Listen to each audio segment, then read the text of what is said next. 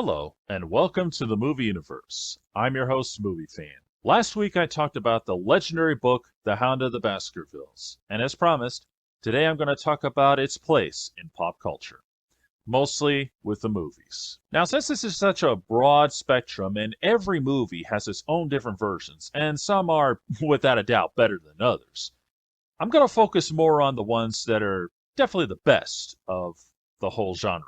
But I will talk about a few lesser known films as well. The first film adaptation was made in Germany back in 1914. Unfortunately, I don't have any real hard information on this, just the fact that all I got is this poster here because until fairly recently, the film was considered lost. And ever since then, the footage has never really been released at all, at least not to the best of my knowledge. The second film adaptation was made back in 1921 in Britain, and it's been said that one was very accurate to the story. And believe it or not, the movie would be remade 3 more times. However, the story really would not come into its own on the big screen until 1939. This is probably one of the most legendary versions of all because this stars Basil Rathbone as Sherlock Holmes and Nigel Bruce as Dr. Watson. Now, as everyone knows, these two were the quintessential Sherlock Holmes and Dr. Watson. They were so legendary that even now they're very well remembered. And because of their fame and popularity, it's no surprise that they ended up making a version. I recently watched this on YouTube, and I'm surprised to say it is very accurate to the book. More accurate than I thought it would be. Because, back then, they didn't exactly focus on accuracy to the stories. But in this case, they were actually spot on. In fact, almost 100%. They just made a few small changes. And one of those changes would impact the story for all time. One of the big changes in the story is that they changed Beryl Stapleton's character. Now, as you remember in the book, she was Jack Stapleton's wife, but she was pretending to be his sister to lure Sir Henry into his doom. But in this story, she actually is his sister. But most importantly, she is his stepsister. Because they didn't want that whole incest thing to get into the story. Because don't forget, Jack is actually a cousin of Sir Henry. So that would have been a problem, especially back then.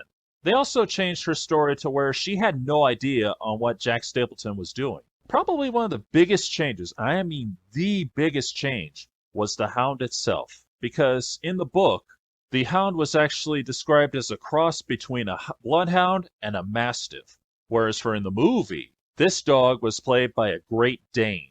And that's at a trend because a Great Dane has played the Hound ever since. One other big change that the 1939 version did from the book was that when Stapleton realized that his hound had failed to kill Sir Henry, he instead tried to poison him as a last resort. And of course, he's exposed by Sherlock Holmes. He runs into the fog, and Sherlock Holmes says, "He won't get very far. I've posted constables on both the roads, and the only other way is across the Grimpen Mire." For this version, we don't really learn what happened to Stapleton. We can only assume that he was either captured by the police or he drowned in the moor like in the book. It's a very good movie, a true blue classic that has rightfully earned that reputation. It becomes further obvious of how legendary this film is because they did not try to do another adaptation until 1959. This would be the famous Hammer Studios version. It stars legendary actors Peter Cushing and Christopher Lee. Like every movie adaptation, they always take an artistic license in the story, and this one was no exception. It stays pretty true to the story, however, there are quite a few differences. And it's those differences that makes this version stand out from the others. One of the biggest differences is that they hinted that the Baskerville family had a history of heart trouble. Basically, some kind of a weak heart. They hinted at that as like a means to try to kill Sir Henry, you know what I mean? Another big change would be the fact that, along with the letter, a big venomous tarantula crawls on his arm, and Sherlock Holmes gets rid of it before it can bite him. That was never featured in the book, of course, but it definitely gets your attention. And it definitely adds some suspense to the story. Another big change would be the telling of Sir Hugo Baskerville himself. For the 1939 version, they gave a little overview as to what happened. For this version, there is a huge 5-10 minute moment where they're showing how Sir Hugo was a madman who locked that poor girl in his room, and then he hunted her down like a wild animal and he killed her. One of the other big changes that they made to this story was the Stapletons themselves. Instead of them being Jack and Beryl Stapleton, They're just Mr. Stapleton, who is a farmer, and his daughter, Cecil Stapleton. And for this story, they are both Baskervilles. Yep. And that's obviously a very big change because, traditionally, Jack Stapleton is the one behind it all, not his wife, or in this case, his daughter. For this, it's definitely both of them. And of course, the Hound itself is very different. He's just a regular brown Great Dane that wears a mask to make himself appear more frightening. Obviously, to try to provoke a heart attack. But of course, the Hound attacks and tries to kill Sir Henry. Of course, Sherlock Holmes kills it. Meanwhile, Dr. Watson stops Mr. Stapleton from trying to kill him, while Cecil Stapleton drowns in the mire. It's because of these big changes. That's why this movie stands out so well. Because, they took a classic story and threw a whole new spin on it. And it was actually pretty good, too. I do love the whole background story of Sir Hugo, how they put it in a big, finer detail. And it was a finer detail that was worthy of the book itself. No lie. And I do love the fact that it's not just Mr. Stapleton who's in on this. It's also his daughter. And the way she tells Sir Henry that they were behind this, it's almost as if she was the mastermind. And I swear she was. There was actually another film, a parody film, if you will, made back in 1978, starring Dudley Moore and Peter Cook. Because this film is a parody, it is in fact a comedy. Yeah, I know. The idea of trying to make a comedic version of The Hound of the Baskervilles doesn't sit well with me either. I haven't seen this one, and I don't really intend to because, this is a story that is not meant to be funny. Now, maybe it worked for somebody, but judging by how I never heard of it until recently, just by doing research, obviously it was not a success. And why should it be? Because, the story stands so well on its own.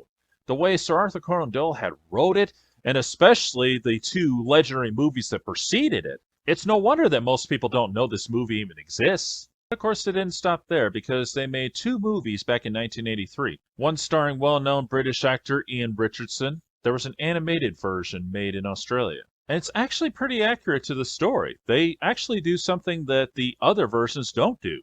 They include Inspector Lestrade in this story. And that's a very big deal.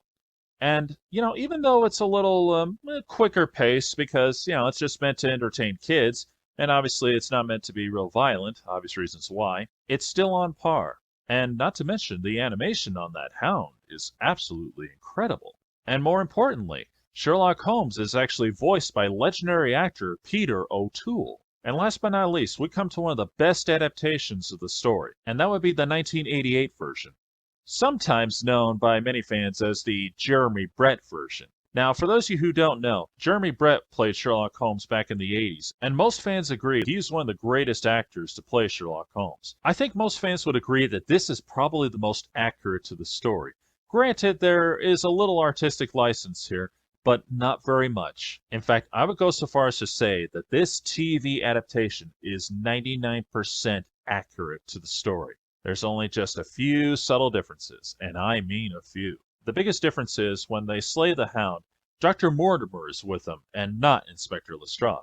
And one other difference is the description of the convict. In the book, he's described as somewhat of a shadowy figure with a long beard and pretty much looked like he's been living out in the woods for a while, which the 1939 version very accurately depicted.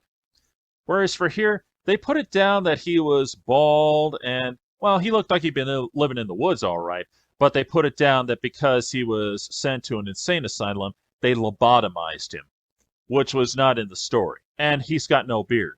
Probably the biggest thing that this story does that no other version did was really highlight all the subtleties in the story. One of the big things that they bring up is the letter itself that was sent to Sir Henry, warning him to stay away from the moor. In the book, there's a lot of talk going from Sherlock Holmes about the importance of the letter, on how it's cut, and how the letters are printed from a magazine and all that, and how the final word "moor" is actually written in longhand compared to the other words. This is the only one to really discuss that in full detail. To a lot of people, this is not a big deal, but to anyone who loves a movie that is true to the source material, this is a very big deal. And of course, Jeremy Brett, as usual, played a perfect Sherlock Holmes, From the way he sympathized with Sir Henry and his plight, to the way he conversed with Dr. Watson and Dr. Mortimer and all them. He even shows pity for Beryl Stapleton when they find her tied up and beaten, which I don't think anyone ever really covered very much. Not even Sir Arthur Conan Doyle tried to portray that in the book. With all these films, it's tough to really rate which is the greatest. The 1959 version has a lot of great stuff going for it. The 1983 animated version is very accurate to the plot, and of course has some great animation for the Hound itself. But without a doubt, the best ones would have to be the 1939 version starring Basil Rathbone and Nigel Bruce, and especially the 1988 version starring Jeremy Brett. In fact, I would go so far as to say that between both the films, it's a tie. However, I do tend to lean a little bit more towards the 1988 version because it is a little more true to the source material.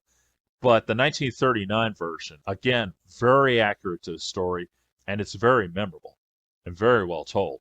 So because of these facts, it's almost impossible to determine which version is truly the greatest of them all. For me, they all have their own place in pop culture, but especially the 1939 version and the 1988 version as well. Well, I hope you enjoyed all this because I had a lot of fun making it. If you like what you see, don't forget to subscribe and be sure to send a like. And if you got something you want to add to this, feel free to comment. I'm always eager to hear what people have to say. And if you're interested in watching some of the movies I've talked about, I put some links below so you can find them. And I insist you check them out. They're definitely worth watching. This is Movie Fan, signing off.